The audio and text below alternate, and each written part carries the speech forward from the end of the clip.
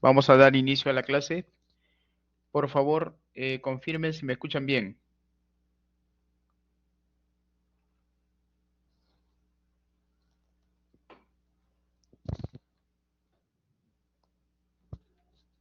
Guillermo, gracias. Buenas tardes. Ok, bien. Vamos a continuar con, creo que la clase pasada nos vimos, nos quedamos acá en los métodos de cálculo del potencial de liquefacción. ¿Ok? Vamos a ver la aplicación de los métodos determinísticos y probabilísticos. Recuerden que la licuación es un fenómeno que eh, que ocurre principalmente en arenas saturadas, arenas sueltas, arenas de densidades medias saturadas, y según la normativa S050 debemos de evaluar mediante dos métodos, el método determinístico, que calcula un factor de seguridad y en función a ello pues establece si dicho depósito de suelo licúa o no. Y el segundo método es probabilístico, que determina la probabilidad de ocurrencia de un evento, en este caso de la licuación. Los métodos determinísticos fueron desarrollados en función a diferentes tipos de ensayos, pero el más utilizado aquí en el Perú es el desarrollado en función al ensayo SPT. Allí vemos, por ejemplo, la referencia literaria, ¿no? De quienes pues desarrollaron este método. Bueno, en realidad pues eh, Sididis en 1971, y así hubo diferentes autores que desarrollaron metodologías, pero finalmente el 2001 se publicó ya una metodología más uniforme, y justamente esa metodología yo les compartí este formulario, ¿no? Este formulario indica pues digamos, el diagrama de flujo para evaluar el potencial de liquefacción mediante el método determinístico, publicada por Judd el 2001 en el workshop donde se uniformizó los criterios. ¿De acuerdo? Así que justamente vamos a ver eso. Métodos de cálculo. En el presente curso estudiaremos el siguiente método: método determinístico orientado en calcular el factor de seguridad por el método propuesto por Sid Idris, con algunas actualizaciones mostradas en el workshop 1997 y Judd Nobel 2001. Además, el método probabilístico desarrollado por Judd y Nobel en el 2001. ¿En qué consiste el método determinístico? Bueno, justamente el método determinístico consiste en estimar el comportamiento de la resistencia al esfuerzo cortante a partir de la alteración de un estado inicial. La norma de 0,50, suelos y cimentaciones, propone que el análisis del potencial de liquefacción debe realizar utilizando el método propuesto por Sid Idris. Sid Idris, en base al sismo ocurrido en Niigata en el 64 y muchos otros datos históricos y resultados de laboratorio en arenas limpias sometidas a ensayos triaxiales cíclicos, propusieron un método simple para estimar la resistencia a la licuación de las arenas tomando en cuenta la densidad relativa del ensayo SPT. Justamente es la razón por la que la norma obliga a ejecutar ensayos SPT, ¿ya? Finalmente, esta información se complementó al presentar un nuevo criterio donde se establece la importancia del porcentaje de finos en la resistencia a la licuación de las arenas. El método determinístico de Sid Idris consiste en calcular un factor de seguridad. Este es el factor de seguridad Fs sub L, que viene a ser calculada como la relación de esfuerzos cortantes cíclicos requeridos para causar la liquefacción entre la relación de esfuerzos cortantes cíclicos inducidos por el terremoto.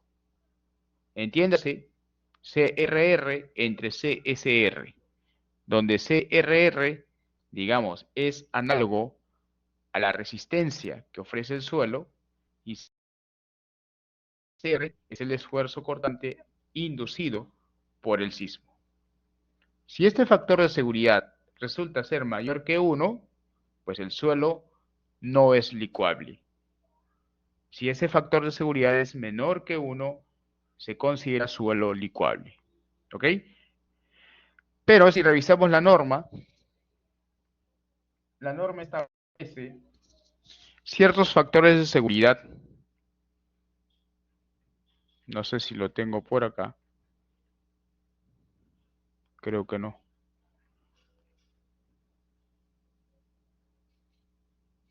¿Ya? No, no lo tengo acá. Pero creo que en el formulario que les compartí sí hay un cuadrito. ¿De acuerdo? Hay un cuadrito donde se indica las categorías de la edificación. ¿Ya? Yo compartí con el delegado este formulario. Voy a verificar. Y se indica, pues, en esta partecita, una tablita de categorías de edificación según la norma E030. Indica, para edificaciones de categoría A, o sea, edificaciones esenciales, el factor de seguridad mínimo debe ser 1.25. Para edificaciones importantes, debe ser 1.15. Y para edificaciones comunes, debe ser 1. Eso también está en la norma E050, ¿ya? En el artículo 38. Vamos a revisar la norma. Ahí seguro vamos viendo, ¿ya? Es importante revisar ese detalle, ¿ya?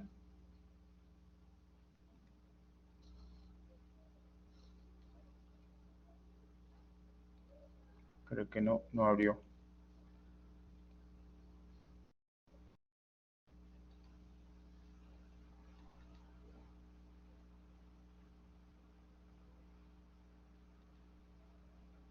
Bueno, ya irá cargando. Luego, en todo caso, lo verificamos. Bien. Entonces, ahora, ¿cómo calculamos cada uno de estos factores? ¿Cómo determinamos CRR y CSR? Empezamos por CSR. Esta relación de esfuerzo cíclico se calcula como el esfuerzo cortante cíclico inducido durante el terremoto. Dicho sea de paso, ese esfuerzo va a ir cambiando, ¿no? Conjuntamente con la aceleración sísmica, dividido entre el esfuerzo vertical efectivo. Los autores sugieren utilizar el 65% del esfuerzo cortante máximo inducido por el sismo. ¿Ya? ¿Por qué el 65% y no el máximo? Porque el máximo esfuerzo cortante ocurre en un instante de tiempo. Entonces, pues, estos autores indican de que no sería coherente diseñar una estructura para que soporte un esfuerzo cortante máximo que ocurre en una milésima de segundo, ya que estaríamos construyendo superestructuras, ¿ok? Y serían muy costosas. Entonces, según sus observaciones, concluyeron de que a un 65% ya hay un rango mayor de exposición en términos de tiempo. Entonces se justifica en ese sentido este 0,65 del esfuerzo cortante máximo. Ahora, ¿cómo se calcula el esfuerzo cortante máximo? Si se asume un material rígido a cierta profundidad h, y si en la superficie se induce una vibración cuya aceleración es aceleración máxima, en la base de esa columna rígida, el esfuerzo cortante vendría a ser el esfuerzo vertical en este punto, o sea, gamma por h, multiplicado por la aceleración máxima. Pero esto sería en un material rígido, como por ejemplo la roca. Como el suelo no es un material rígido, sino más bien es un material deformable, a esta ecuación hay que ajustarla. Y ese ajuste incorpora el factor reducción, R sub D. Finalmente, el esfuerzo cortante máximo en el terreno va a ser calculado mediante esta ecuación. La aceleración máxima entre G viene a ser la aceleración de la gravedad por el esfuerzo vertical por un factor de reducción de profundidad. Reemplazando en la ecuación anterior, finalmente nos queda la única ecuación que utilizaremos, ¿no? Esta es la única ecuación que permite calcular el factor CRR.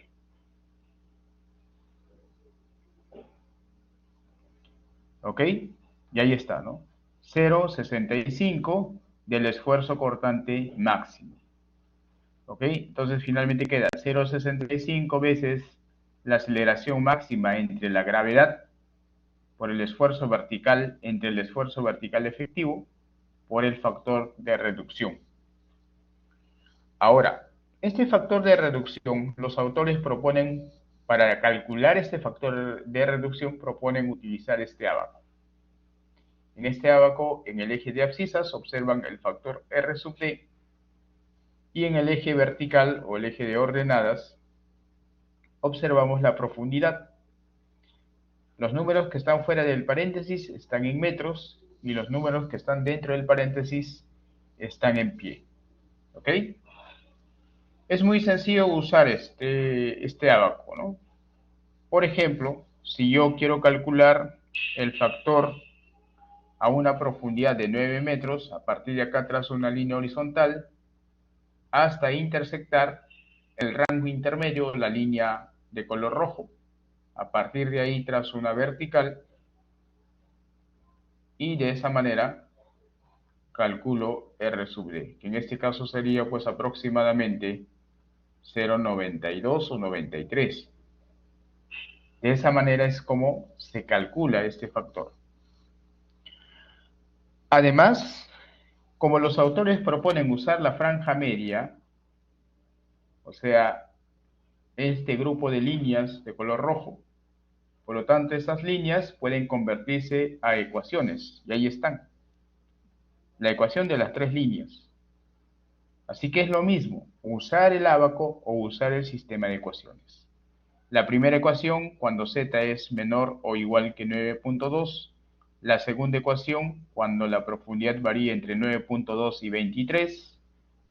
Tercera ecuación, cuando la profundidad varía entre 23 y 30 metros. Y R sub D sería igual a 0.5 cuando la profundidad sería mayor a 30 metros. Da lo mismo usar esta ecuación o esta franja intermedia del ábaco. Entonces, de esa manera se calcula este factor. Claro, hay que calcular el esfuerzo vertical efectivo. La aceleración máxima se determina a través del mapa de isoaceleración y este número o esta variable siempre estará en términos de g. Y finalmente, pues determinamos el factor CSR. ¿De acuerdo? No sé si eso está claro, jóvenes. ¿Sí se entiende?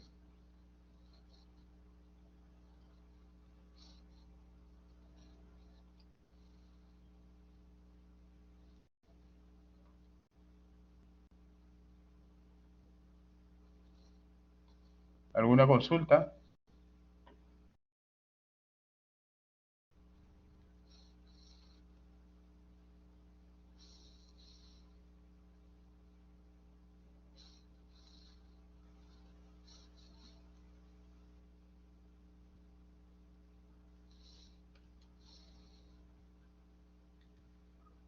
Voy a intentar abrir.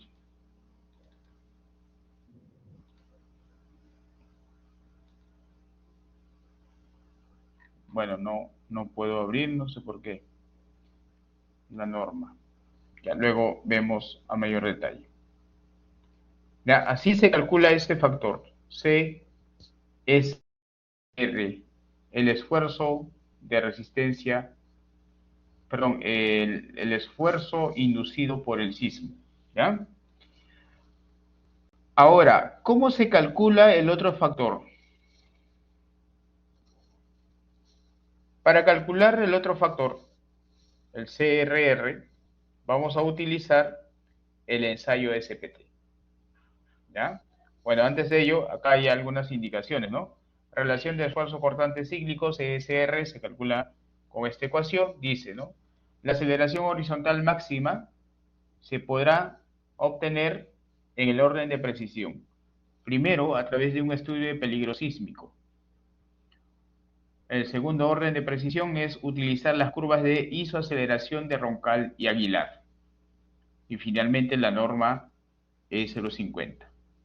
Para este curso se va a emplear las curvas de isoaceleración que se indican en cada caso y además se debe utilizar esa curva cuyo periodo de retorno es 475 años con un tiempo de vida de estructura de 50 años y un periodo estructural de 0. En otras palabras, lo que vamos a emplear en este curso es este mapa. Este es el mapa de isoaceleración de Roncal. Noten ahí, tenemos en esta leyenda, dice mapa de isoaceleración espectral para un suelo tipo B que corresponde a una roca, cuyo periodo estructural es 0 y periodo de retorno 475 años.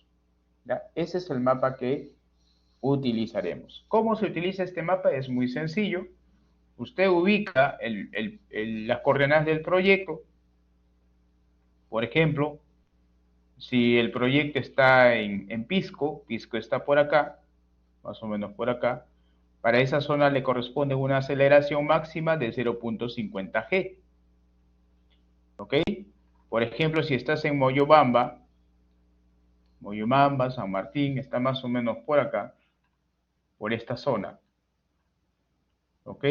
Entonces le corresponde una aceleración aproximadamente de 0.28 G.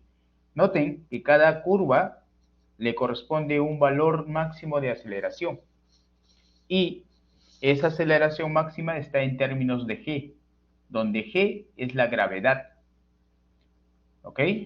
Pero no es necesario reemplazarlo por la gravedad porque la ecuación está diseñada de tal manera que esa gravedad se cancele, pues, ¿no? Simplemente dentro de este paréntesis se coloca el numerito, sin la G, porque G y G se van a cancelar.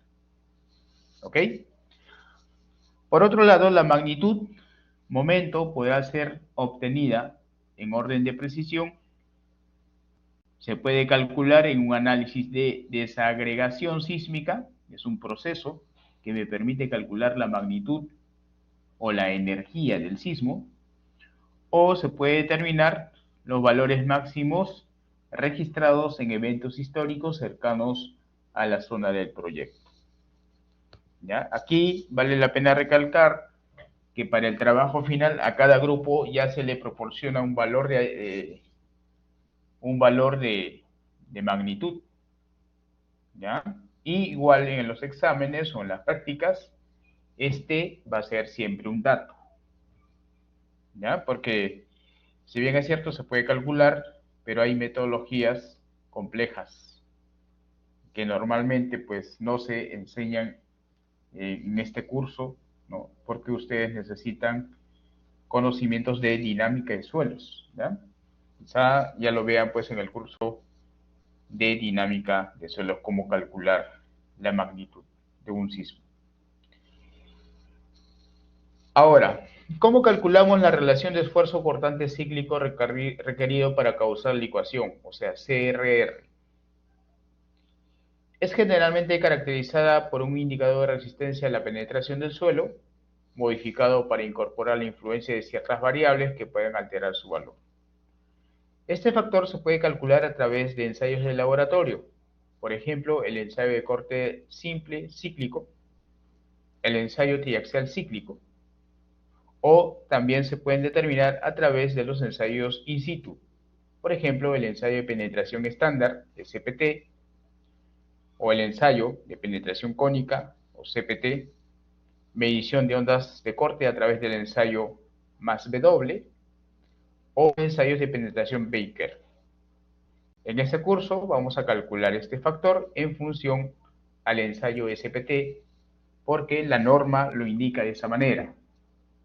¿Ya? Entonces, nuevamente, la norma obliga al proyectista o al profesional responsable que ejecute ensayos SPT.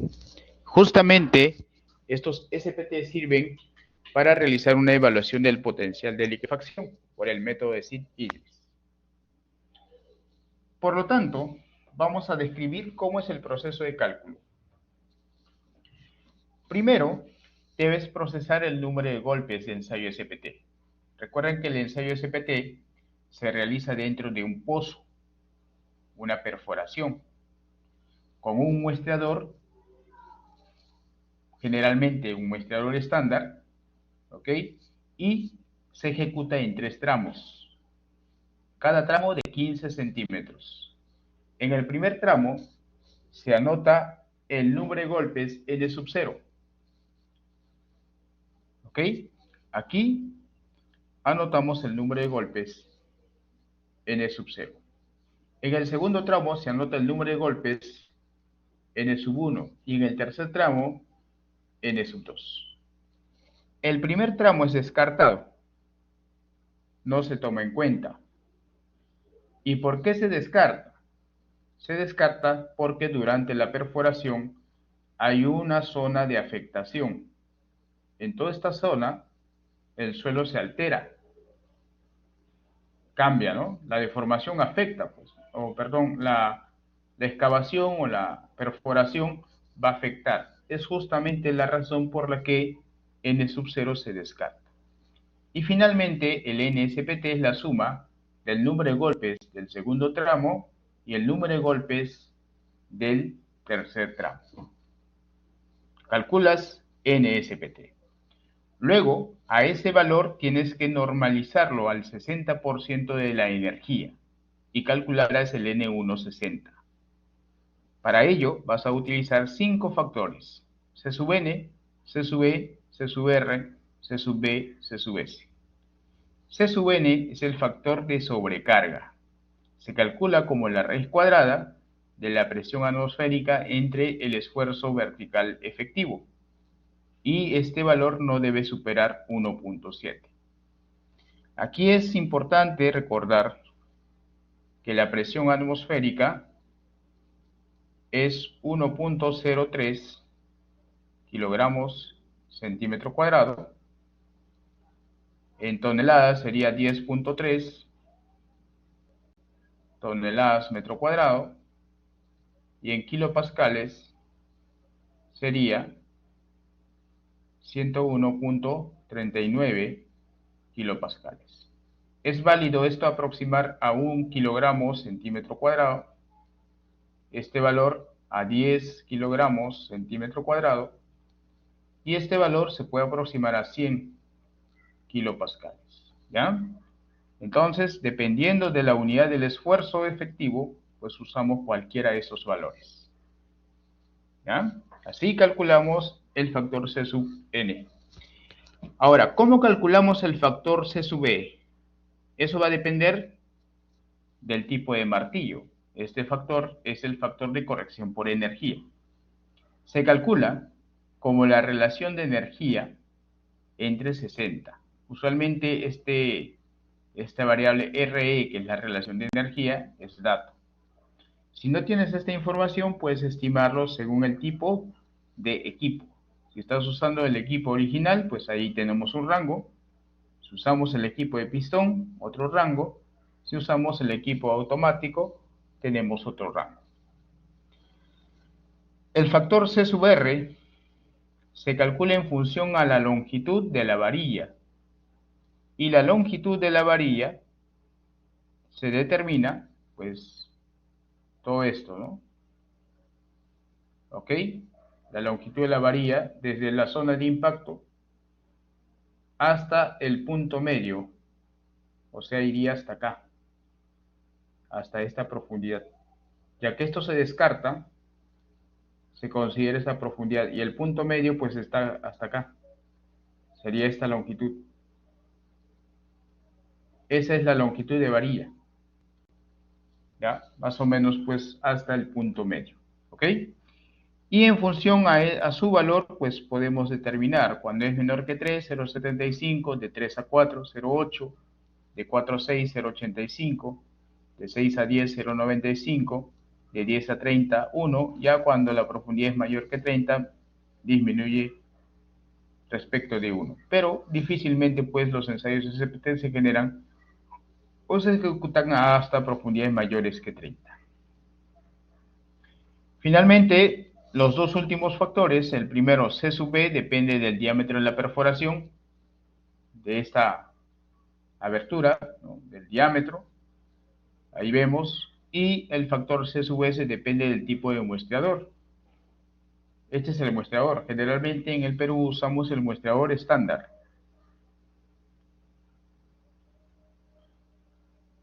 Muestreador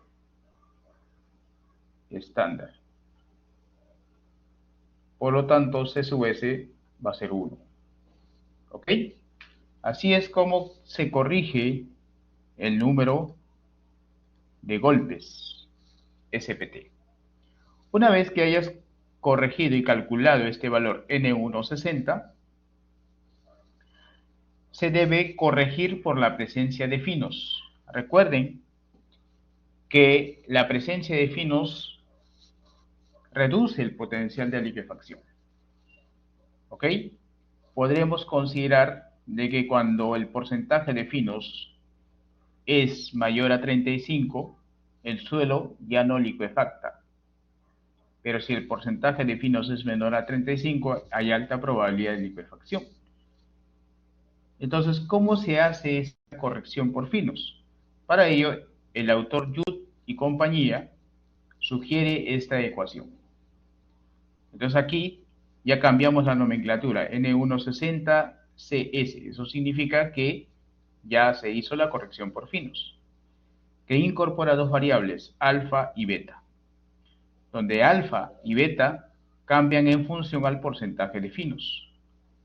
Si el porcentaje de finos es menor o igual que 5, alfa sería 0 y beta sería 1.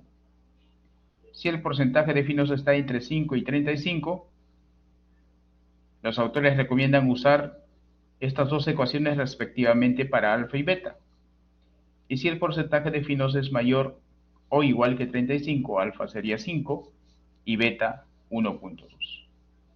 Hay otra propuesta realizada por Iris Bollinger en el cual incorpora un delta de N160 y ese delta de 1.60 se calcula a través de esta gráfica en función al contenido de finos. Por ejemplo, si los finos son 10, estamos y tenemos pues prácticamente 0.8. Eso adicionamos al N160. O que es lo mismo usar esta ecuación.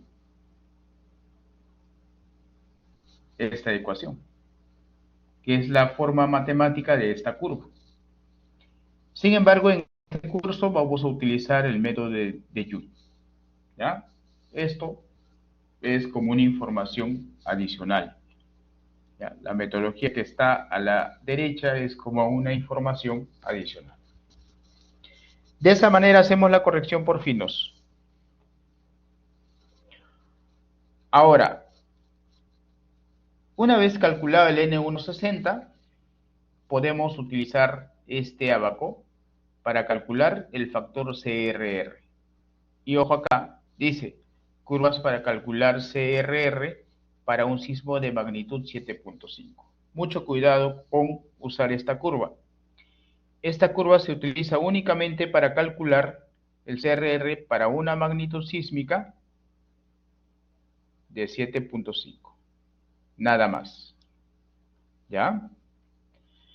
En el eje de abscisas, ustedes observan el número de golpes corregido, N160, y en el eje de ordenadas, el factor CRR. Y aquí hay tres curvas. La primera curva corresponde al porcentaje de finos menor o igual que 5. La segunda curva, cuando el porcentaje de finos es 15. Y la tercera curva, cuando el porcentaje de finos es 35. ¿Ok? Ahora, alguien se preguntará, profesor, ¿y qué sucede si yo tengo un porcentaje de finos de 20, por ejemplo? ¿Ok? Entonces el método dice que usted debe trazar una curva más o menos equivalente, ¿no? Si aquí en esta zona hay diferencia de 25, lo divides en 5 y más o menos 25 estará pasando, o 20 estará pasando por acá, ¿no? O sea, puedes aproximar una curva correspondiente a un porcentaje de finos diferente a estos valores mostrados. Entonces, esto sería para un porcentaje de finos de 20. Igual, ¿no? Si yo quiero calcular para un porcentaje de finos de 10, a esto lo divido en 2, entonces estará pasando por la franja intermedia, ¿ya? Así se utiliza esta curva, ¿ok? Entonces, ¿qué es lo que establece esta curva? No solamente permite calcular el factor CRR, sino que además me permite saber si el suelo licúa o no licúa. Si observamos, cuando el N es mayor que 30, cae siempre en esta zona, y en esta zona el suelo no licúa. Eso es en función a la información obtenida como dato de campo en diferentes zonas, ¿no? Observe acá, tenemos los puntitos sombreados que corresponde a situaciones donde ha licuado y los puntitos sin sombreado corresponden a lugares donde no ha licuado. Y observe, ¿no? Siempre debajo de las curvas prácticamente el suelo ya no licuefacta. Entonces, por regla general podemos decir que cuando el número de golpes es mayor que 30, el suelo no es licuable. ¿Ya? Ahora, esta ecuación o esta curva o esta serie de curvas puede ser ajustada a una ecuación. Y justamente esa ecuación es la que mostramos acá. Repito, esta ecuación es la representación numérica de este ábaco. Así que es lo mismo usar el ábaco o la ecuación, da lo mismo. ¿Ya? Pero hay que tener mucho cuidado cuando se usa esta ecuación. Sobre todo cuando este valor supera 34. Imagínense, ¿no? Si N160 corregidos por fino llegara a ser 34, esta parte se vuelve indeterminado. Entonces este factor se vuelve indeterminado. ¿Eso qué sugiere? Sugiere que esta ecuación se utilice únicamente cuando N160 es menor que 30. ¿Ok? Nada más. Es más, ya no tendría sentido analizar cuando el número de golpes supera 30, porque se sabe que para esa cantidad de golpes el suelo ya no licúa. Ya no tiene sentido, pues, hacer el cálculo. Simplemente colocamos no licúa. ¿Ok? Esa es la consideración que hay que tomar en cuenta. Ahora, una vez calculado ese factor, recuerden que este factor CRR con la ecuación o con el ábaco se determina para una magnitud de sismo de 7.5. Pero ¿qué sucede si yo estoy evaluando para un sismo cuya magnitud es diferente a 7.5? En ese caso, amerita una corrección por magnitud sísmica, incorporando el factor de magnitud sísmica. ¿Ok? Este factor de magnitud sísmica se calcula según el tipo de suelo. Para arenas, con esta ecuación, y para arcillas, con esta segunda ecuación, donde m es la magnitud del sismo en escala momento. ¿Ok? Ahora, ¿qué sucede si esta magnitud es exactamente 7.5? Pues se van a dar cuenta que si reemplazas en estas dos ecuaciones m por 7.5, te vas a dar cuenta que esos factores van a ser 1. Pero, ¿qué sucede si la aceleración, o perdón, la magnitud sísmica supera 7.5? Estos factores se hacen menores que 1. Y si es menor que 7.5, estos factores se hacen mayor que 1. ¿De acuerdo? Por ejemplo, vamos a hacer un cálculo rápido para que se den cuenta justamente de ello. Aquí vamos a incorporar, ¿ya? Digamos, estoy calculando para una arena 6.9 por la exponencial.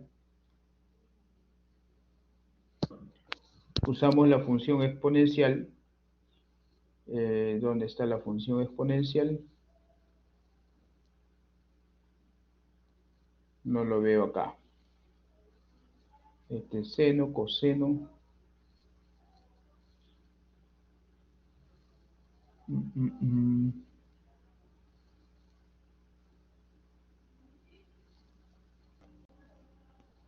Acá está. Ya, esa es la función exponencial, ¿no?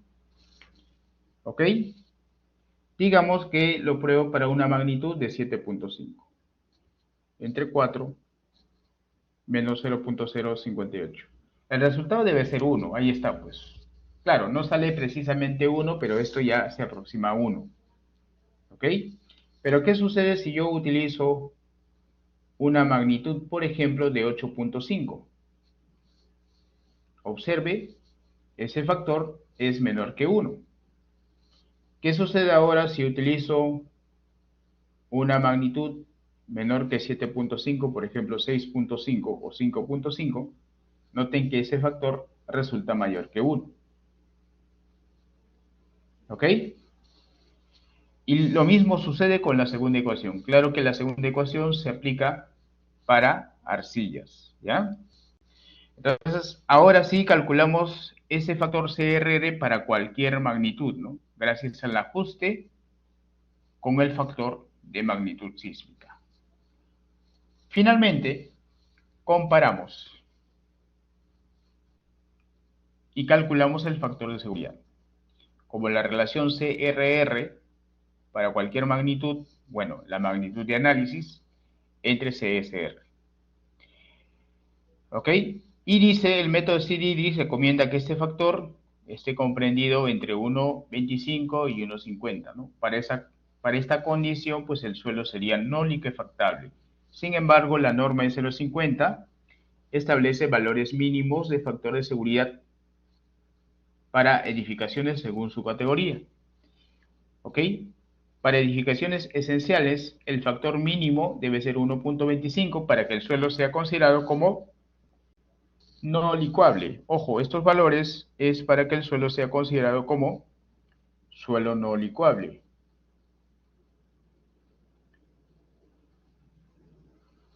Si tenemos edificio de categoría B, el factor mínimo es 1,15. Caso contrario, el suelo sería licuable. Y para edificaciones comunes, el factor mínimo sugerido debe ser 1. Caso contrario, el suelo se considera como licuable. ¿Ok? Esa es la metodología determinística de Sid-Idris. Ahora ustedes se preguntarán, ¿qué viene a ser edificios de categoría A, categoría B, categoría C? Por ejemplo, los hospitales, las estaciones de bombero, las estaciones policiales, los centros educativos, son considerados edificios de categoría A. Los edificios de categoría B son, por ejemplo, los centros comerciales, los edificios que albergan cierta cantidad de personas, ¿no? Y los edificios o edificaciones de categoría C son, por ejemplo, las viviendas, generalmente menor a 3 pisos. Entonces, de esa manera, pues se categoriza para utilizar esos factores de seguridad. Entonces, ya resumiendo el proceso de cálculo, pues acá vemos, ¿no? Primero, tenemos que asegurar los siguientes datos de entrada. La ubicación del proyecto. Lo ideal es tener las coordenadas geográficas o coordenadas UTM. Y mediante estas coordenadas, obtener la máxima aceleración sísmica para un 10% de probabilidad con 50 años de exposición, es decir, para un periodo de retorno de 475 años. Esto se determina a través del mapa de Roncal. Luego, obtenemos la magnitud momento correspondiente a la ubicación del proyecto. En función al ensayo SPT, calculamos el N160 y en función al contenido de finos, pues determinamos la corrección del ensayo SPT y calculamos los factores que me permiten establecer el factor de seguridad. Entonces, con toda esta información, calculamos los esfuerzos, calculamos el factor reducción, calculamos el factor CSR, ¿ok? Calculamos el número de golpes, corregimos el número de golpes al N160 y con ese valor calculamos CRR. Finalmente, el factor de seguridad, ¿ok? El método probabilístico, este método ya es un tanto aplicativo, ¿ya? Los autores proponen esta ecuación, dicen que el logaritmo de la probabilidad para que un suelo se licuefacte entre 1 menos la probabilidad es igual a esta función, que depende de la magnitud sísmica del N160, el logaritmo natural del factor CRR. A partir de esta ecuación yo puedo despejar la probabilidad de ocurrencia, PL. Y al despejar, como esta es una función logarítmica, se convierte en una función exponencial. ¿Ya? Esta ecuación exponencial incorpora a la magnitud del sismo, al número de golpes corregidos por finos y al factor CRR. Entonces, como en el cálculo probabilístico ya tienes cada uno de estos valores, pues finalmente determinas la probabilidad de ocurrencia. Y según la norma, podemos establecer que cuando la probabilidad de ocurrencia es mayor a 50, tiene una alta probabilidad de que se liquefacte. Entre 10 y 50, una probabilidad moderada. 5 y 10, una probabilidad baja. Y cuando ese valor resulta ser menor que 5, tiene una probabilidad muy baja. ¿De acuerdo? Eso es con respecto a esas metodologías. Ahora, un momentito, voy a buscar la norma para hacer referencia.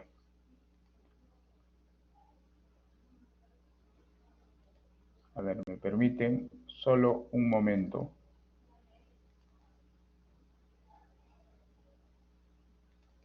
Ya, aquí encontré la norma. Es importante revisar la norma.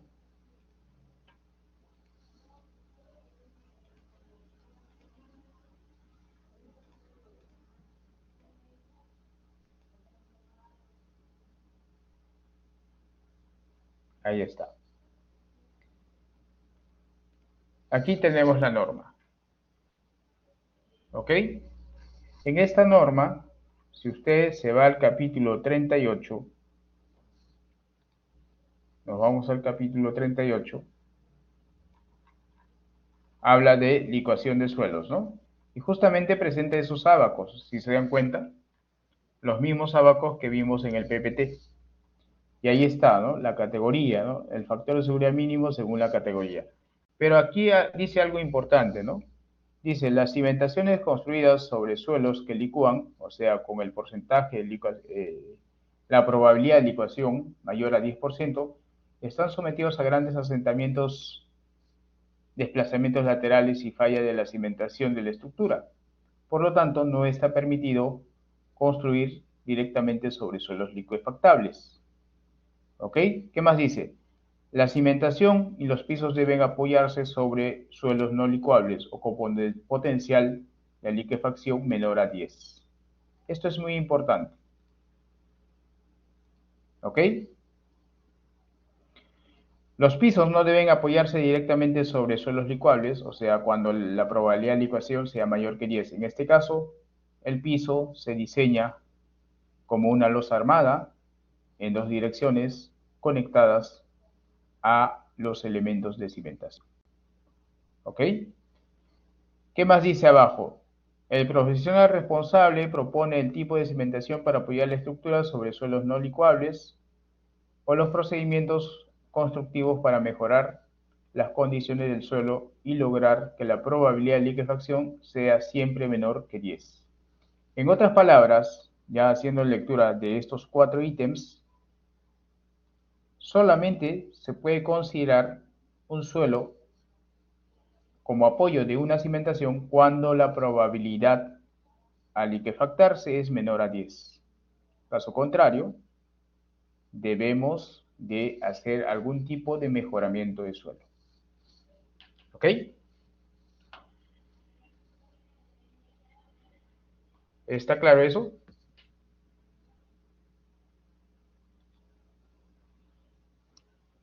¿Se entiende?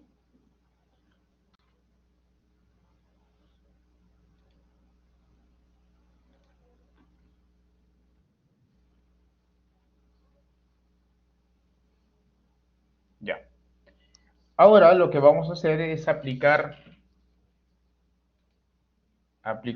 a través de un ejemplo. Bueno, esto es parte de una pregunta del examen final. Ya, también yo les compartí a través del delegado. Vamos a resolver la pregunta 3. Ya, evaluar el potencial de liquefacción es parte de esa pregunta. El ítem A dice, la tabla 1 muestra el resultado de un sondaje SPT realizado en la ciudad de Pisco. La energía estándar del martillo fue de 65%. El diámetro de la penetración fue 150 milímetros. Los ensayos, bueno, ese es el diámetro de la perforación, ¿no? Los ensayos se han hecho empleando un muestreador estándar. El nivel freático está en la superficie y ahí tenemos el reporte. ¿Ok? Tenemos la profundidad de ensayo. Desde 1 hasta 1,45 se anotó N1, N6, bueno, N1, N0, N1, N2 respectivamente. Se hizo 1, 2, 3, 4, 5, 6, 7, 8 ensayos. Además de obtener el número de golpes, se obtuvo la muestra con la cual se clasificó el suelo, su peso específico saturado y el porcentaje de finos.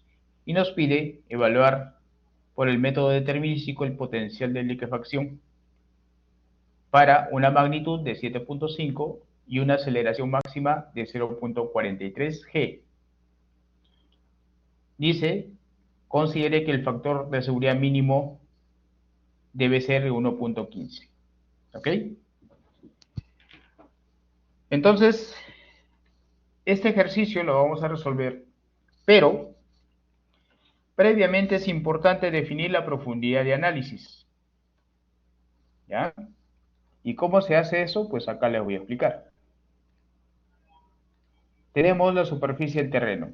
Digamos, este es el suelo en el cual vamos a hacer el ensayo. Ahí está el suelo.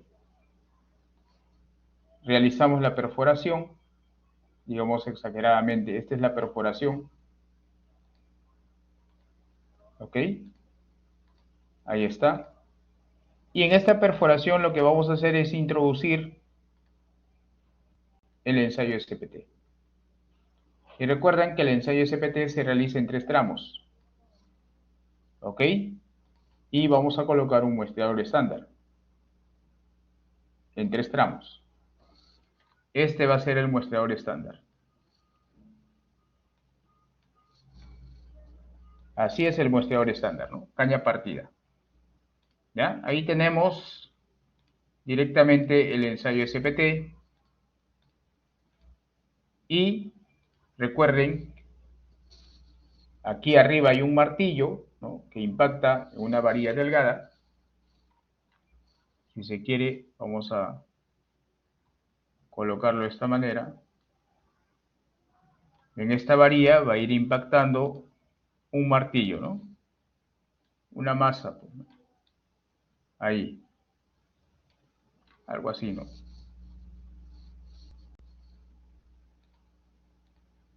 ¿De acuerdo? Entonces este martillo, al desplazarse, hace que el muestreador ingrese al suelo. Entonces, pero lo importante aquí es señalar que el ensayo se realiza en 3 partes.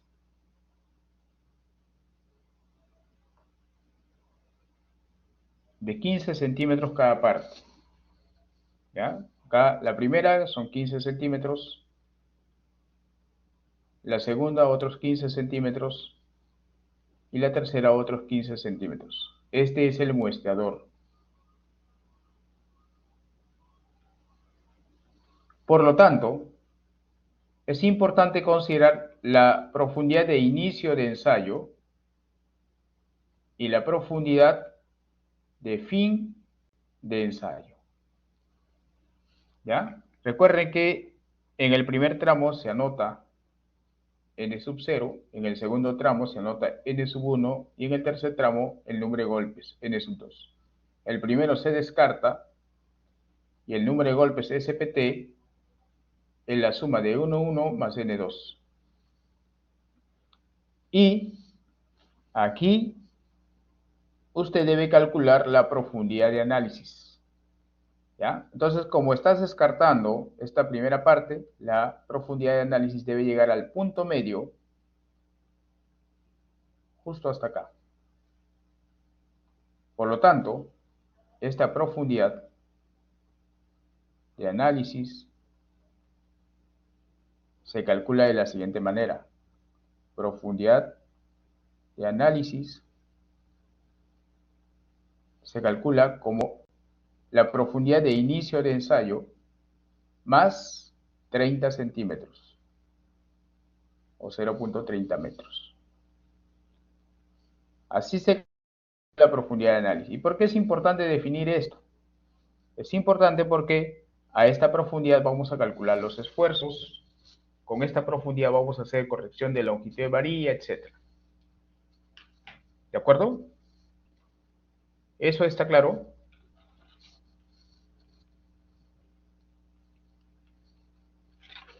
¿Se entiende?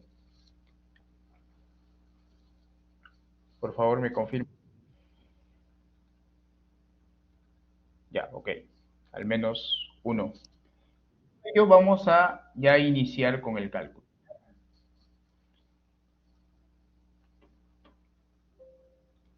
Entonces aquí lo que voy a hacer es incorporar una tabla. Voy a colocar la profundidad de análisis, o si quieren profundidad, claro, profundidad de análisis, número de golpes, clasificación, peso específico, porcentaje de finos, luego los factores, los esfuerzos, factores 13, a ver, 15, unos, número de columnas, unos 30, y número de filas son 9, ¿no? Más o menos así.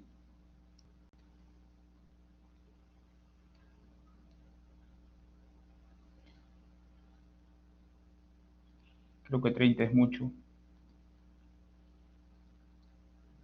A ver. Entonces unos 20, ¿ya? A ver.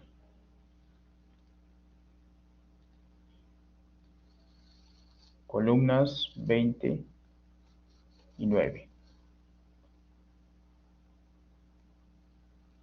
Ya, ahí está. ¿Ok? En esta tablita vamos a hacer el cálculo. Claro que se puede hacer en Excel, pero primero lo voy a hacer manualmente. ¿Ya? Entonces, ¿qué voy a colocar acá? La profundidad de análisis. Profundidad, análisis. En metros. ¿Ya? Entonces, siguiendo este criterio, por ejemplo, el ensayo 1 inició a 1 metro, le sumo 30, sería 1.3. Y así sucesivamente, ¿no? Esto es 1.3, el segundo 2.3, 3.3, 4.3, 5.3, 6.3, 7.3, 8.3, ¿no? O sea, a la profundidad de inicio de ensayo le sumo 30 centímetros. ¿Ya? El segundo, la segunda columna, ya coloco el número de golpes, SPT, el NSPT. Recuerden que el NSPT es la suma del N1 más el N2. ¿De acuerdo? Entonces, para el primero sería 9, para el segundo es 18. 9, 18. El tercero, 16, ¿no? El cuarto, 27. El quinto sería 35. El sexto sería 37, ¿no? El octavo sería también 37 y el último 38. ¿Ok? Luego voy a colocar la clasificación SUX. El primero es una arcilla. Recuerden que CL es una arcilla. Luego SP, arena. SPSM es una arena limosa. SP arena malgradada. SPSM, SP y SP. Luego voy a colocar el peso específico saturado en toneladas metros cúbicos. Bueno, acá están en gramos centímetros cúbicos. Pasarlo a toneladas, pues no cambia nada, ¿no? Los números. Entonces queda 1.7, 1.7 y abajo 1.9, 1.9. Colocamos acá 1.7, 1.7 y el resto 1.8, ¿no?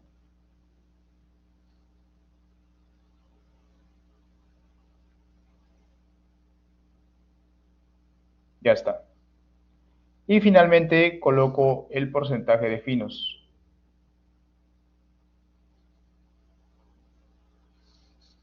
Tenemos 63, 3, 6,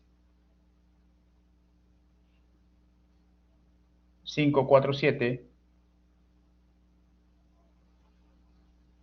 y 4, 4. Ya está. Esto es la información. ¿Qué más me dicen?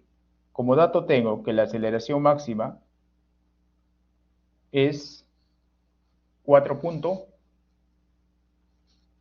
o 0.43 G y la magnitud de sismo 7.5. ¿Ya? Entonces, ¿qué es lo que vamos a hacer? Primero vamos a calcular CSR. ¿Y cómo se calcula esto? Pues como 0.65 por la aceleración máxima o la relación de esfuerzos, esfuerzo vertical entre el esfuerzo vertical efectivo, por la aceleración máxima entre G por el factor R sub D. Primero calculamos esto, ¿ya? Así que empezamos. ¿Qué necesito? Los esfuerzos, ¿cierto? Necesito el esfuerzo vertical, toneladas metro cuadrado. Calcularemos la poropresión en toneladas metros cuadrados. y finalmente por diferencia el esfuerzo efectivo, tonelada metro cuadrado. Ahora, ¿cómo calculamos los esfuerzos? Para calcular los esfuerzos hay que tomar en cuenta lo siguiente. Esta es la superficie de terreno y estamos analizando a cada cierta profundidad. Por ejemplo, este primero es a 1.3 metros, el segundo 2.3 metros y así sucesivamente. Pero la diferencia de nivel siempre va a ser 1, ¿no? Esta diferencia es 1 metro. Aquí tengo peso específico 1. 2 metros, otro metro diré. En el segundo tramo, otro tramo de 1 metro. Entonces, si yo quiero calcular los esfuerzos, por ejemplo, el esfuerzo acá será 1 metro por gamma 1. El esfuerzo acá será el esfuerzo del nivel anterior más 1 metro por gamma 2. Acá el esfuerzo será el esfuerzo del nivel anterior más 1 metro por gamma 3 y así sucesivamente. O sea, es acumulativo. ¿Ya? Y justamente vamos a calcularlo de esa manera. Listamos la calculadora y analizamos el primero, ¿no? La profundidad es 1.3 y el peso específico saturado es 1.7. Bueno, ahí sale 2.21. ¿Ok? Para el siguiente le sumo 1 metro por 1.7. 391. Para el siguiente le sumo 1 metro por 1.8. Sale 5.71. Y así, ¿no? 1 metro por 1.8, 751, más 1 metro por 1.8, 931, más 1 metro por 1.8, 1111, más 1 metro por 1.9, 1301, más 1 metro por 1.9, 1491. Ya calculamos los esfuerzos. Ahora, ¿cómo calculo la presión? Nos dicen que el nivel freático está en la superficie. Así que la poropresión simplemente va a ser la profundidad de agua por el peso específico del agua. Y el peso específico del agua es 1, ¿no? Que esto va a ser igual a la profundidad. O sea, acá sería 1.3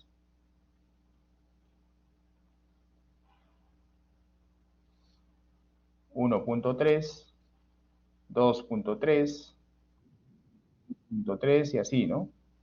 4.3, 5.3, 6.3, 7.3, 8.3. ¿De acuerdo? Ya tengo la poropresión. 21, ¿de dónde saqué? Pues saqué multiplicando la profundidad de análisis por el peso específico del suelo. Ya, a ese valor le sumo esta diferencia que es 1 metro por el peso específico de ese segundo nivel y así sucesivamente. ¿De acuerdo? ¿Está claro?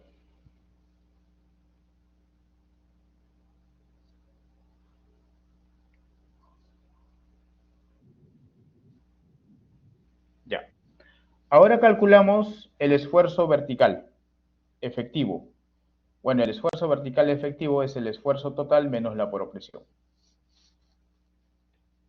Así que para el primero sería 2.21 menos 1.3, 0.91, ¿no? 0.91. El segundo sería 3.91 menos 2.3, 1,61. El tercero 5.71 menos 3.3, 2.41.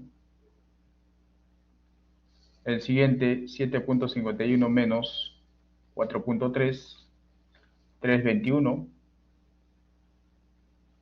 El siguiente 9.31 menos 5.3, 4.01. El siguiente 11.11 menos 6.3, 4.81.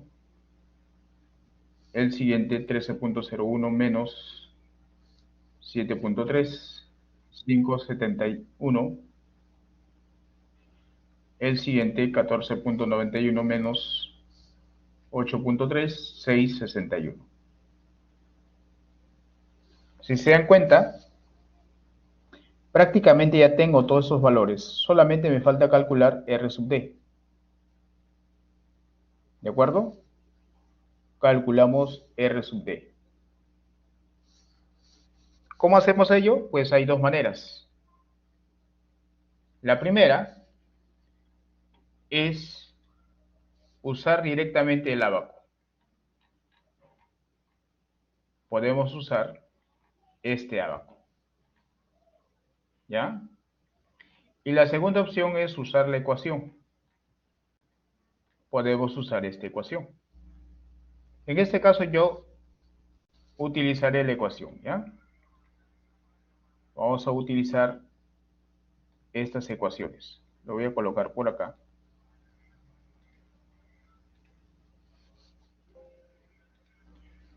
Para calcular ese factor. Sin embargo, aquí solo me preocupa usar una ecuación, ¿no? Ya que la profundidad siempre es menor que 9.15, ¿no? Entonces lo que voy a usar es únicamente esta ecuación.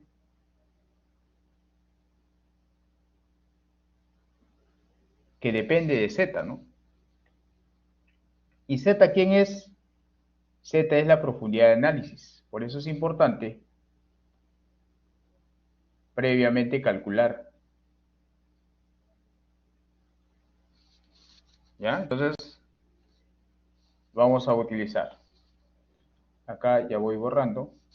1 menos 0.00765 por 1.3. Bueno, acá prácticamente me da 0.99. Voy a colocarle otro valor. 0.99. Un azul, digamos. ¿De acuerdo? El siguiente es 2.3, 0.98 prácticamente. El siguiente, 3.3, 0.97 prácticamente. El siguiente,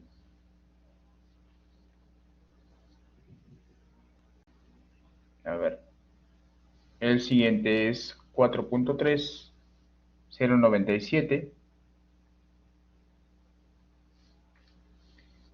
El siguiente, 5.3, sale 0.96. Lo redondeo a dos decimales. El siguiente, 6.3, 0.95. El siguiente, 7.3, 0.94. Y el último, 8.3, 0.94 también. Ahí está. ¿De acuerdo? Bien. Y finalmente ya reemplazamos en esta ecuación y obtenemos CSR. ¿Ya? Bueno, simplemente es calcular en esta ecuación.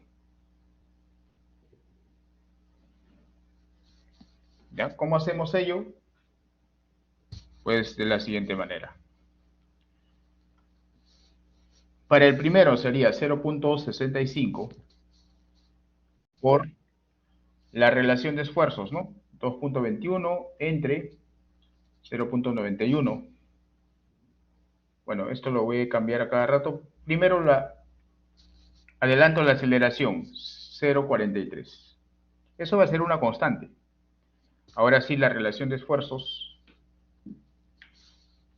2.21 entre 0.91 por R sub D, que sale 0.99. El primero sale 0.67. ¿De acuerdo? 0.67. Y así voy calculando, ¿no? Para todos. 3.91 entre 1.61 por 0.98. 0.67 también prácticamente. El siguiente, 5.71 entre 2.41 por 0.97, 0.64.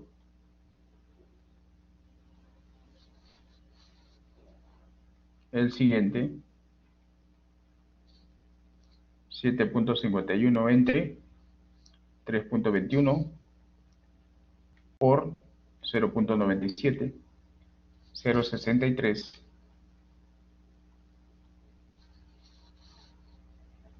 El siguiente,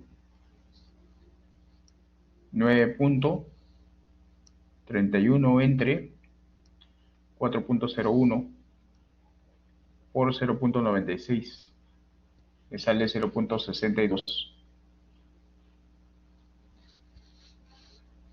El siguiente,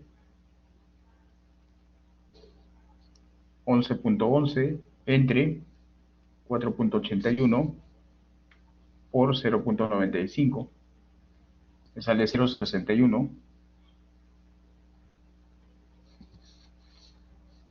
El siguiente, 13.01 entre 5.71 por 0.94, 0.60. Y el último, 14.91 entre 6.61 por 0.94. Y me sale 0.59. ¿Ok? Ya tenemos esa columna.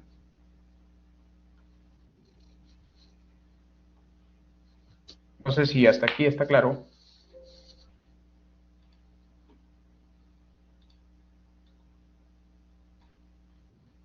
¿Se entiende? Esto lo voy a resaltar. ¿Ya?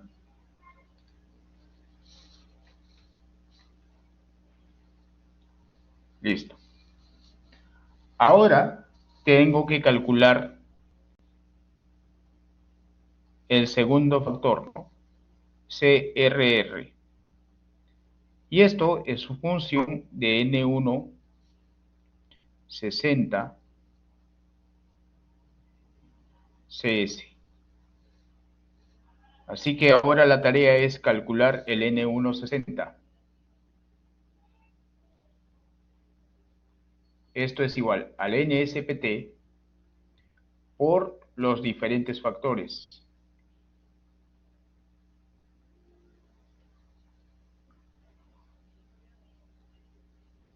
¿De acuerdo? Así que por acá coloco esos 5 factores. Primero, C sub N, C sub E, C sub R, C sub B, C sub S. Y con esto calcularemos N1 60. ¿Ok? Ahora, ¿cómo se calcula C sub N? C sub N se calcula como la raíz cuadrada de la presión atmosférica entre el esfuerzo vertical. Y esto no debe superar 1.7. Por eso, antes de calcular CRR, pues previamente debo calcular los esfuerzos, ¿no? Porque ya tengo acá los esfuerzos. Y como los esfuerzos están en toneladas, utilizaré 10 toneladas metros cuadrados. ¿De acuerdo? Así que calculamos. Limpiamos la calculadora. El primero sería la raíz cuadrada de 10 entre 0.91, ¿no? Y si es mayor que 1.7, pues uso 1.7. No debe superar 1.7. ¿Ya? El segundo, 10 entre 1.61. Sigue siendo mayor que 1.7, uso 1.7. El tercero, 10 entre 2.41. Sigue siendo mayor que 1.7, reemplazo 1.7. En la cuarta fila, 3.21. Sigue siendo mayor a 1.7. El siguiente, 4.01. Ahora sí es menor que 1.7, ¿no? Entonces esto es 58, 1.58.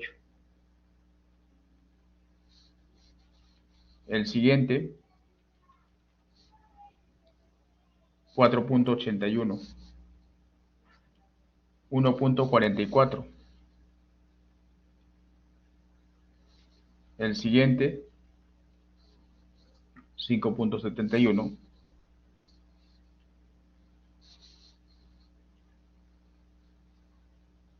¿Qué pasó?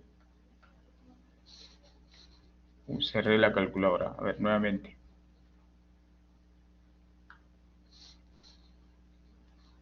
Ya. Sería la raíz cuadrada de 10 entre 5.71. 1.32. Y siguiente, 6.61, ¿no? 1.23. De esa manera ya tengo C sub N. ¿Ok? Ahora, ¿cómo calculo C sub E? Esto es la relación de energía entre 60%. Pero la relación de energía, según el dato, es 65%. Esto era dato. Observe en el texto. Nos dice 65%. ¿Ok? Entonces, esto será constante en realidad. 65% entre 60%. Sale 1.08 para todos. Porque se supone que todos los ensayos se hizo con el mismo equipo.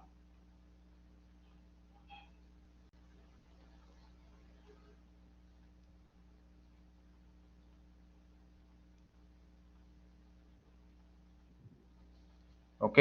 O sea, 65% entre 60%, 1.08. ¿Ya? ¿Qué más? Ahora necesito C sub R. Pero C sub R depende de la longitud de la varilla. Aquí hay una tablita. No, no está acá. En el formulario que les pasé hay una tablita, ¿cierto? Y esa tablita está acá. Esta tablita. ¿Ya? Con esa tablita vamos a estimar. Aquí está, ¿no? CR, cuando la varilla tiene menor a 3 metros, 0,75. ¿Hasta dónde tiene 3 metros? Bueno, los primeros, ¿no? 0,75. ¿Ya? Estamos considerando que la profundidad de análisis es igual a la varilla. Luego, de 3 a 4, 0,8. O sea, aquí 0,8. Luego, de 4 a 6, 0,85. O sea, en estos dos.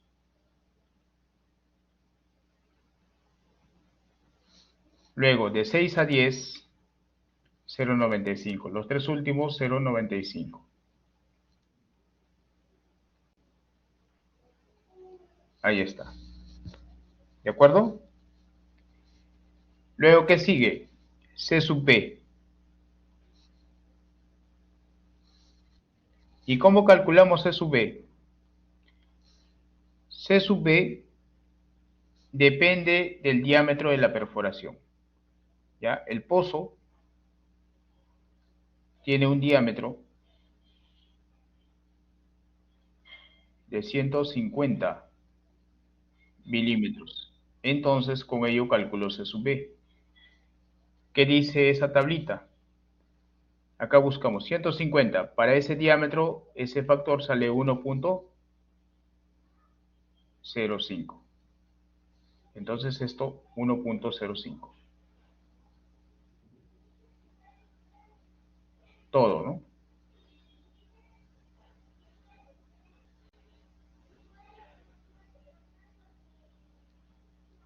Ya está. Ahora, el tipo de muestrador, el problema dice usó estándar. Se usó el estándar. Entonces C sub S vale 1. Aquí está. Cuando el muestrador es estándar, vale 1. Todo esto vale 1.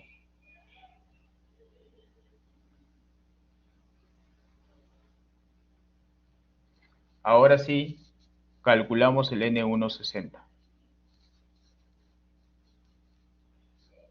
Listamos la calculadora.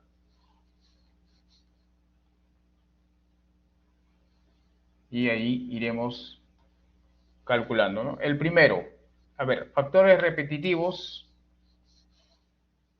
sale 1,08, 1,05 y bueno, 1. Esos son los factores que van a repetir en todos. 1,7 hasta cierto valor, ¿no? Ya, a eso le agrego el factor 0,75, y ahí van 1, 2, 3, 4, 5, por el n, ¿no? Y el n es 9. El primero sale 13. Si quieren, lo trabajo con un decimal, 13,0. ¿Ya? De esa manera. El segundo me sale también 0,75 por número de golpes 18, ¿no? 26. El tercero, también 1,7 por 0,80 por número de golpes 16. 24,7.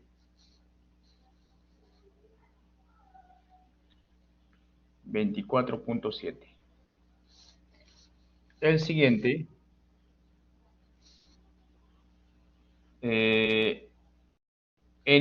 C sub n sigue siendo 1,7 y C sub r 0,85. Por el número de golpes, que vale 27, sale 44,2. El siguiente, 1,58 por 0,85 por número de golpes 35, 53,3. El siguiente, 1,44 por 0,95 por 37, 57.4. El siguiente, 1.32 por 0.95 por 37, 52.6. Y el último, 1.23 por 0.95 por 38, 50.4. De esa manera, ya calculé N160. ¿Ok? No sé si hasta ahí está claro.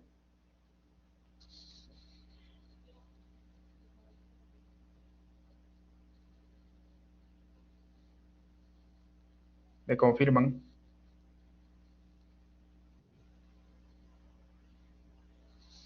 ¿Todo bien? Ya. Ok. Ahora sí calcularé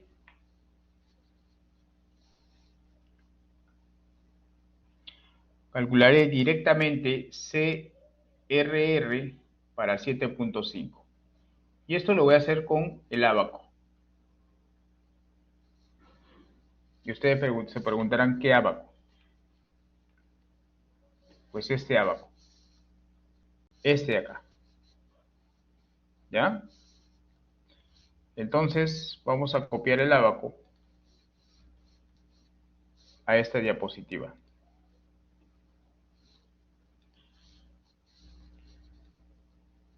Vamos a utilizar este ábaco. ¿Ya? En el eje de abscisas está el N160. Pero observen, jóvenes, cuando el número de golpes N160 es mayor a 30,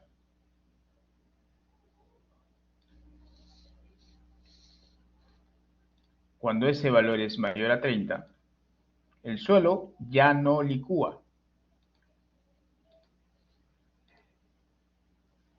¿Por qué ya no licúa? Porque este está en esa zona, ¿no? Dice sin licuación.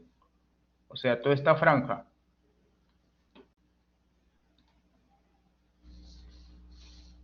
Toda esta franja corresponde a suelos no licuables.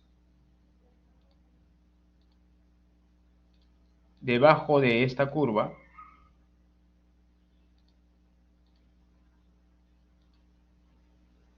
algo así, ¿no? Es la región de suelos no licuables, según este método. Suelos no licuables. ¿De acuerdo? ¿Se entiende?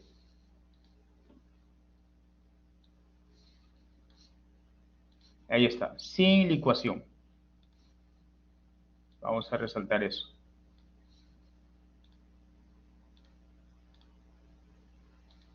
¿Ya? Por lo tanto, siempre que n es mayor que 30, pues ya no va a haber licuación, ¿no? Independientemente del porcentaje de finos. Ahora, la franja, esta segunda franja, sí corresponde a suelos licuables, pues, ¿no? ¿De acuerdo? Entonces, dicho ello, para valores mayores que 30, por ejemplo, todos esos valores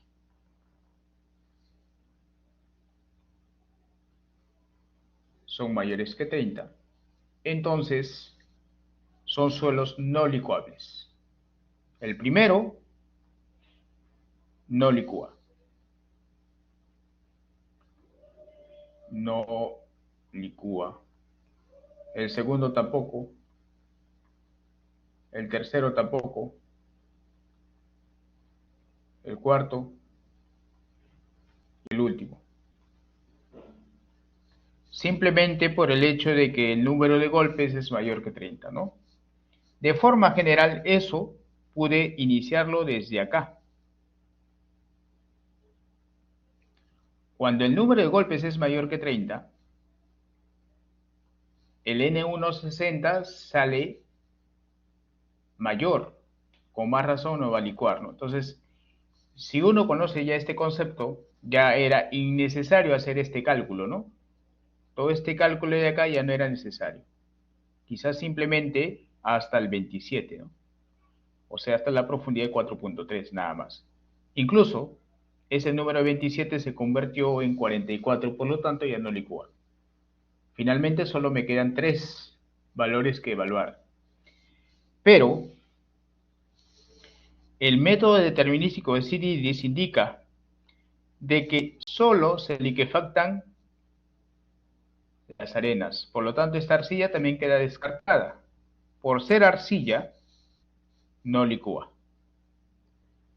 Por eso es importante saber previamente el concepto. Porque es una arcilla. ¿Ok? Entonces, si bien es cierto aquí yo calculé todo, para que vean finalmente esto, pero yo inicialmente pude haber descartado la arcilla, no licúa, y cuando el N es mayor que 30, tampoco licúa. Entonces, solamente hubiera analizado en esas 3 filas, nada más. Claro que finalmente acá la última salió 44.2, mayor que 30, no licúa. Al final me queda solamente 2. ¿Está claro eso? ¿Sí se entiende? Confirmen.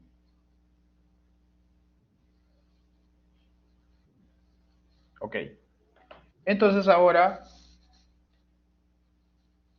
calculamos esos 2 en esta gráfica. ¿Ya?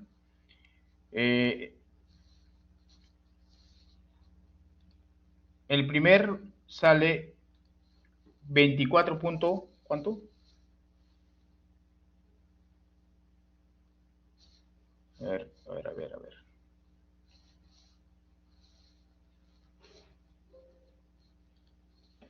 El primero sale 26, ¿no? Con 26 me voy a este gráfico. Aproximadamente, ubico 26, estará más o menos por acá. Trazo una línea vertical. Lo voy a churar de un azul. Ahí está. Y el porcentaje de finos es de 3%, dice. Entonces, esta recta lo intersecto hasta esta curva, pues. Porque dice eso se puede usar cuando el finos es hasta 5. Y a partir de ahí, trazo una horizontal. Y ahí está el resultado. Claro, esto es aproximado, ¿no? Si quieres precisión, usas la ecuación. Entonces ahí, ¿cuánto sale más o menos? 0,29 aproximadamente. ¿Cierto? Bueno, acá sería 25, 20, sí, 29, ¿no? Ese valor coloco acá. 0,29. Ojo que acá está 26. 0,29. ¿Ya? El segundo, 24.7. Está casi cerca, ¿no? Y los finos son 6. Así que, ¿qué hago? De la misma manera, 24.6 más o menos estará por acá. Y los finos, la curva correspondiente a 6 sería, pues, no sé, quizá esta, ¿no? Quizá esa es la curva correspondiente a 6%. ¿Ya? Entonces acá voy a colocar esto. Lo voy prorrateando, trazo aproximadamente, pues, ¿no? Esto corresponde a 6% de finos. Entonces la intersección sale, igual sale 0,29. Para este caso, ¿no? O sea, no siempre sale así, ¿no? En este caso coincide. Ahora sí calculamos el factor. ¿Y cómo calculamos ese factor?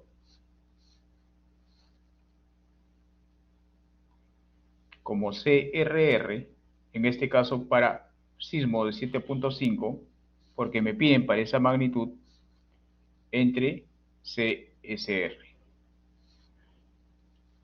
Ojo, como la magnitud de sismo para este problema es 7.5, ya no calculo el factor de corrección sísmica. ¿Ya? Entonces, calculamos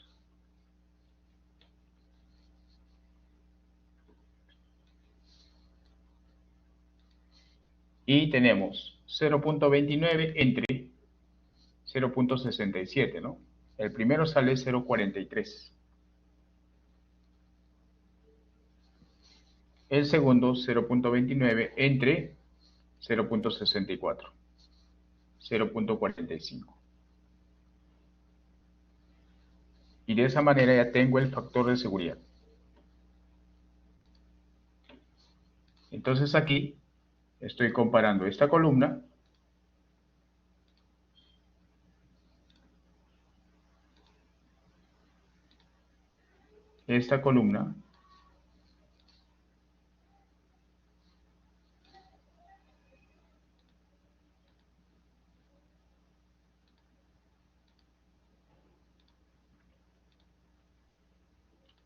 bueno, no sé por qué no lo graficó.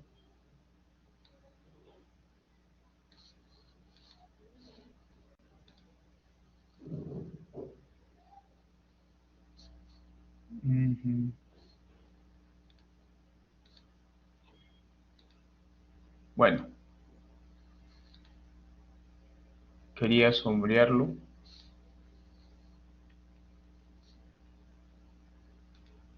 Esta es. Ya. Con eso estamos calculando finalmente el factor de seguridad. Ahí está el factor de seguridad. ¿De acuerdo? Y finalmente concluimos ¿qué cosa? Y como estos valores son menores al mínimo requerido en este problema, dice que el mínimo es 1.15, ¿no? Entonces, como esto es menor que 1.15, esto también licúa ambos. Y finalmente, la conclusión sería, el suelo licúa hasta, bueno, aquí licuaría hasta la tercera fila, hasta la profundidad de análisis de 3.3, pero esa profundidad de análisis correspondía hasta acá, ¿no? Entonces va a licuar hasta los 4, porque a partir de los 4 recién tengo el N, a partir del cual el suelo ya no licúa, ¿no? Entonces coloco acá hasta 4 metros, ¿no? Ojo, no coloco 3.3, ¿ah? Porque 3.3 es el punto medio del ensayo. El suelo más abajo también sigue licuando, ¿no? Entonces, pero a partir de 4 ya no licúa, ¿no? Porque ahí ya tengo el ensayo en el cual el número de golpes en E160 superó 30. Entonces, coloco hasta acá, 4 metros. Y eso sería, finalmente, la respuesta. ¿Ok? ¿Está claro, jóvenes?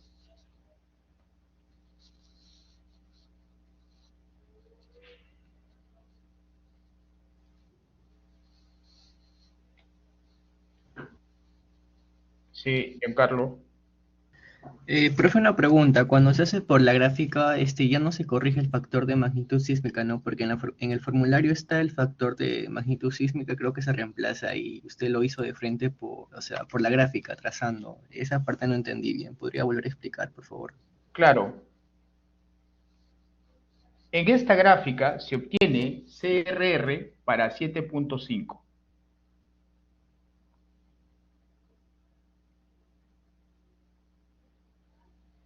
Entonces, si en el problema me dijera calcular, evaluar el potencial de licuación para una magnitud diferente a 7.5, a estos valores tengo que corregir por el factor de magnitud sísmica. En este caso no lo corrijo, ¿por qué? No por el uso de la gráfica, sino porque el problema me dice que la magnitud de evaluación es 7.5. Por eso es que no corrijo. No es Sí, por la gráfica, profe, entonces, ¿ya? si en otro caso me dieran, por ejemplo, 8.5, ahí sí Claro, tendría que hallar el factor de aquí, magnitud sísmica y reemplazar. claro, acá genero una nueva columna con esta ecuación, calculo dicho factor con esta ecuación, ¿ok? Ya. Esta ecuación no es la correcta, esto debe ser menos, ¿ya? Lo que les envié en el formulario, eso sí es correcto, y en la diapositiva también es correcta. O sea, mejor muestro lo que está en la diapositiva, ¿no? Entonces, utilizo este factor para arenas y este factor, esta ecuación para arcillas, ¿no? Y calculo, ¿ya? Eso siempre en cuando usas la gráfica o siempre en cuando usas este formulario, esta ecuación, ¿no? Siempre te queda roja primero para magnitud 7.5. Luego amplías para cualquier magnitud. ¿De acuerdo? Sí, profe, gracias. Ahora, lo que no hice es corrección por finos.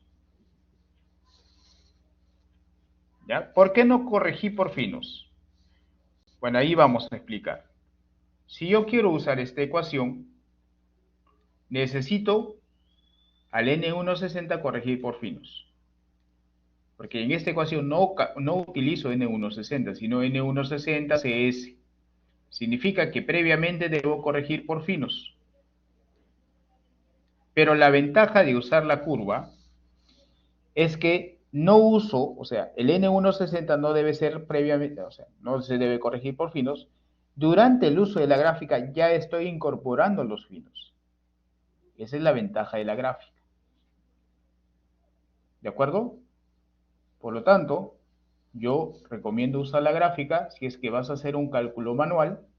Y claro, si vas a utilizar una hoja de cálculo, allí ya es más sencillo introducir estas ecuaciones, generar condicionantes para finalmente obtener esta ecuación, ¿no?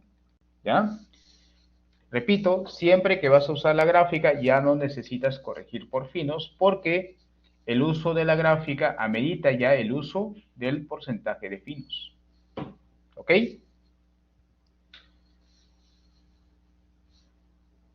¿Está claro eso?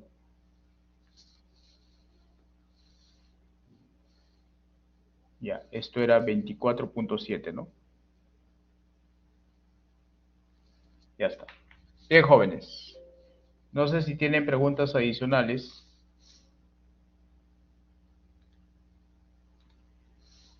Bueno, este ejemplo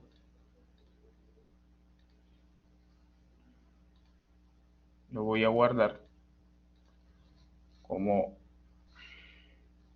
Ya luego lo guardo y lo comparto, ¿ya? Ojo que en la diapositiva también ya tienen un ejemplo resuelto.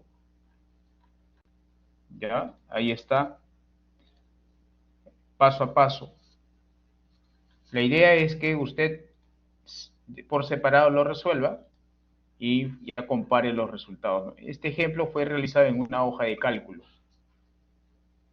¿Ya? Es más, yo voy a generar un video y les voy a compartir de cómo se elabora esta hoja de cálculo.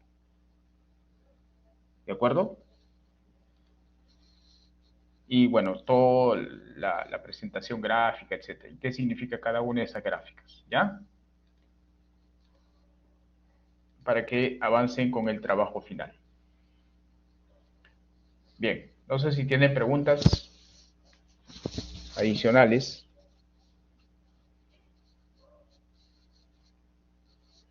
Bueno, me quedó corto el tiempo.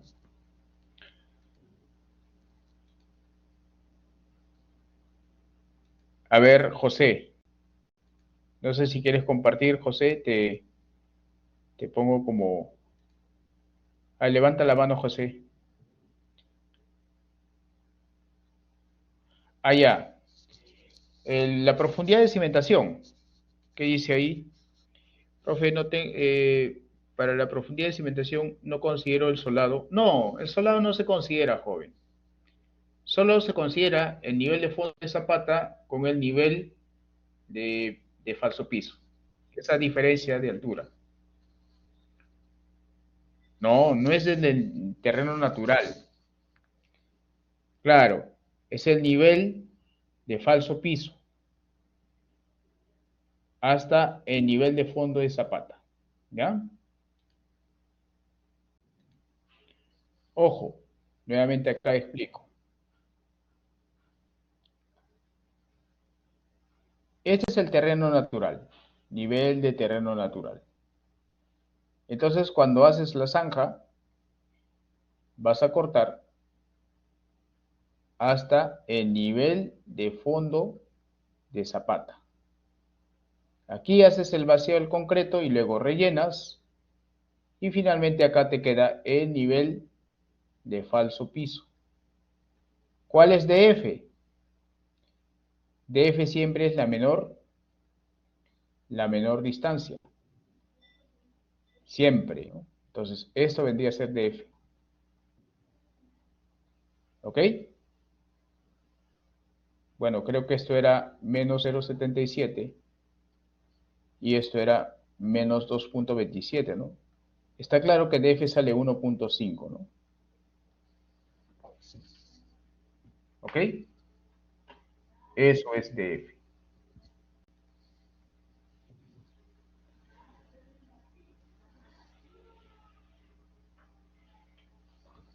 ¿Es diferente? No, es igual para todas las zapatas. Ah, hay una zona donde hay una rampita, ¿no? Pero esa rampa no va a afectar mucho, pues. Allá usen criterio, ¿no? No, eso no es. A ver. Eh, vamos a ver el plano. Acá dice, pues, ya. Por ejemplo, aquí el nivel de falso piso es menos 0,77, nivel de fondo de zapata es menos 2,27. En toda esta zapata, en la zapata 2, zapata 1, zapata 4, 3, 5, en esas zapatas el DF es 1,5. ¿Ok? Pero ¿qué dice acá? Incluso en esa zapata también, en la zapata, ¿qué zapata es esta? Zapata 7 también. Y en la zapata 6 también. ¿Ok? Pero ¿qué pasa en esta zapata? El fondo es 2,27 y acá el nivel de falso piso es 0,41, ¿no? Pero este nivel cambia a partir de acá, seguramente hay una escalera, pues, ¿no? Una grada. Y esa grada es de aproximadamente unos 30 centímetros, ¿no? Pero si se dan cuenta, aquí llega a este nivel, pero al otro lado llega a 0,77. Acá la profundidad de cimentación va a ser ligeramente mayor, 30 centímetros más, acá menos. Siempre se considera el menor. Entonces, en esa zapata, igual, el fondo de cimentación es 1,5.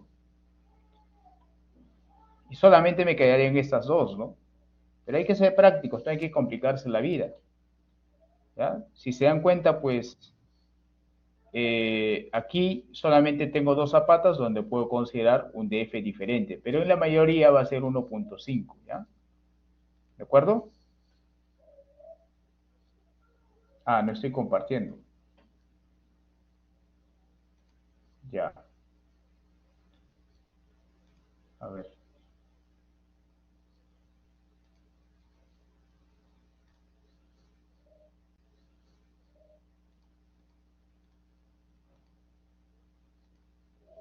Y ahora sí, les decía acá.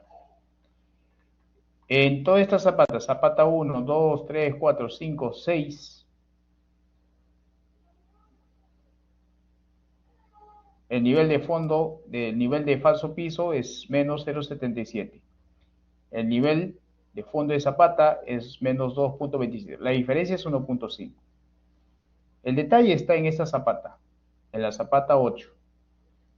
¿ok? El fondo de Zapata es 2.27 y en esta zona el nivel de falso piso es 0.77 y en esta zona el falso piso es 0.41. Lo que sucede ahí es esto. Lo que está pasando ahí es lo siguiente, ¿no? Si yo hago un perfil, bueno, aquí llega a menos 0.41 y de pronto a menos 0.77, ¿no? Y justo ahí está la Zapata. Está por acá. Esta es la Zapata. Y bueno, por acá hay una placa, ¿no? Esta es la Zapata. Zapata es la Zapata 8. ¿Cuál va a ser el DF? El DF siempre es el mínimo. O sea, desde menos 0.2.22 o 27. En este caso va a seguir siendo 1.5. No puede ser esta, pues siempre es el mínimo. ¿De acuerdo? ¿Ya? Entonces, hasta la Zapata 8, la profundidad de cimentación es 1.5. Lo que va a cambiar es únicamente en la Zapata 9 y la Zapata 10. ¿De acuerdo? Ahí nomás cambia. Los demás, 1.5. ¿Ya? Entonces, eso hay que interpretarlo bien. ¿Ya?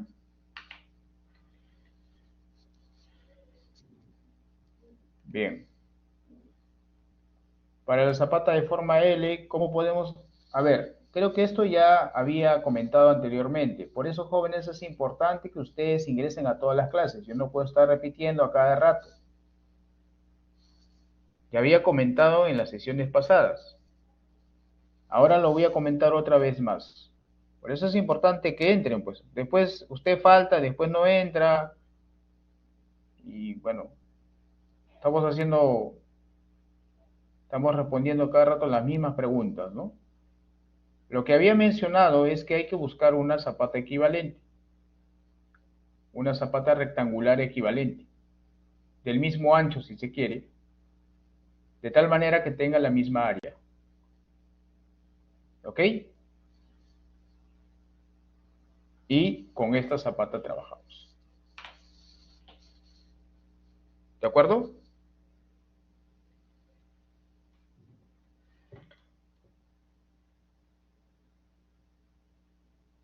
Álvaro, claro, claro que sí.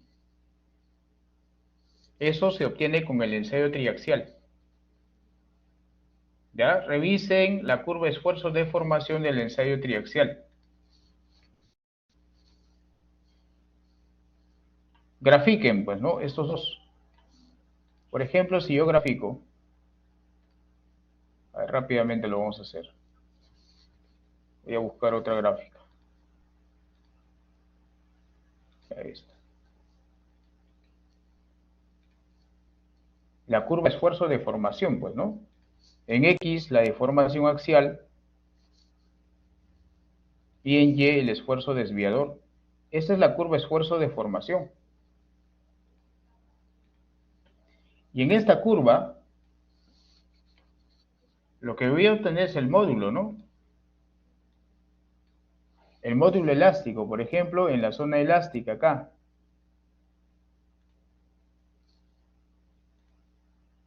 Aquí. Aproximadamente tras una línea. ¿Ok? Esa es la zona elástica. Entonces, mido, pues, ¿no? Por ejemplo, para este punto, la deformación es 0.75 y el esfuerzo desviador 4.52. Con eso calculo el módulo elástico, pues, ¿no? 4.52 entre 0.75. Pero recuerden que acá el eje de abscisas, que corresponde a la deformación axial, está en porcentaje. Entonces a este número lo multiplico por 100. Y ese es el módulo elástico, 602.7 kilogramos centímetro cuadrado. Si lo paso a toneladas, lo multiplico por 10 y tengo 6.000 el módulo elástico. Con eso me voy a las diapositivas de cimentaciones superficiales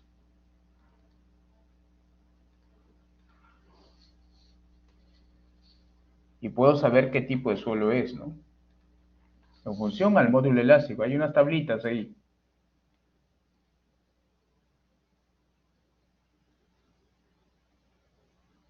No, acá no están. Están acá. Acá. En asentamiento, ¿no?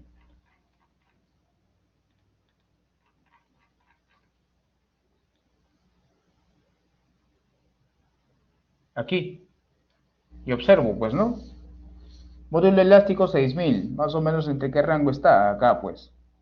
Está entre 5.000 y 10.000. Por lo tanto, es un suelo denso, ¿no? Entonces, de esa manera, conozco el criterio de falla, ¿no? Claro, esto debo analizarlo para los tres especímenes, ¿cierto? Para el espécimen 1, para el espécimen 2, para el espécimen 3. Y vamos a obtener tres módulos elásticos, lo puedo promediar. Y con eso, en esta tablita, analizo qué tipo de suelo es, ¿no? Si es denso, si es suelto, etcétera, ¿no? Y con eso elijo el mecanismo de falla. ¿De acuerdo?